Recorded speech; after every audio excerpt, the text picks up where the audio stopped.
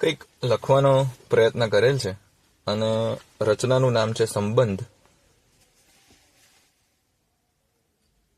નથી કોઈ સીમા કે નથી કોઈ બંધન, છતાંય આખા વિશ્વને જોડે છે આ સંબંધ.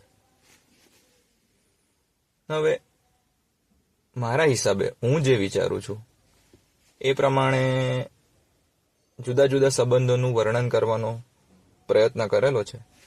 તો પહેલો છે મા અને બાળકનો સંબંધ. ભલે થઈ શકે બધા જ સંબંધોની વ્યાખ્યા, પણ મા અને બાળના સંબંધની વ્યાખ્યા કરવી મુશ્કેલ છે. ભલે લખાય ઘણી કવિતાઓ, ગ્રંથો અને દ્રષ્ટાંતો, છતાંય રહે અવર્ણનીય એવી ગરિમા એની અસીમ છે. 9 માસનો એ કાળ કળિયુગમાં પણ તપની સાચી પરિભાષા સમજાવે છે ને પ્રભુના પ્રસાદરૂપી બાળ સ્ત્રીના આંચળમાં માતૃત્વની ચુંદડી ઓઢાડે છે. બીજો છે પતિ પત્ની કે લગ્ન સંબંધ. મળે ત્યારે હોય સાવ અજાણ ને પછી પોતિકાથી પણ વધુ પોતાના બની જાય છે. સુખ દુઃખ, રુદન હાસ્ય, ભલે હોય કોઈ પણ સંજોગ, એકબીજાના પડખે સદાય ઊભા રહી જાય છે.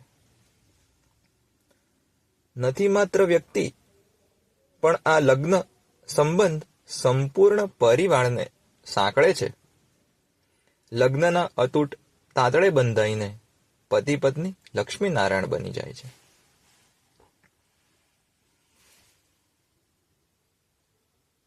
મિત્રતાનો સંબંધ. દરેક સંબંધોનો જનક એક નિશ્ચિત સમય પર થાય છે, પણ મિત્રતાનો આ સંબંધ સમયની સાંકળને ક્યાંય પાછી છોડી જાય છે.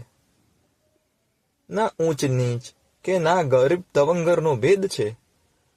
મહત્તા આ મિત્રતાની એવી કે મિત્ર સુદામા કૃષ્ણના હાથે પૂજાય છે.